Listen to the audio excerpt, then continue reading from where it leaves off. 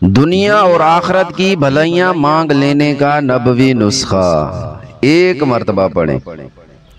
یا حی یا قیوم برحمتک استغیث اصلح لی شأنی کلہ ولا تکلنی الی نفسی طرفت عین۔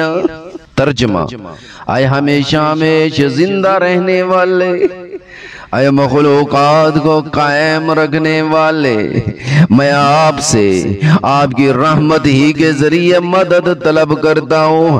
آپ میرے تمام احوال درست فرما دیجئے اور مجھے ایک بار آپ جھپکنے کے برابر میرے نفس کے حوالے نہ فرمائیے۔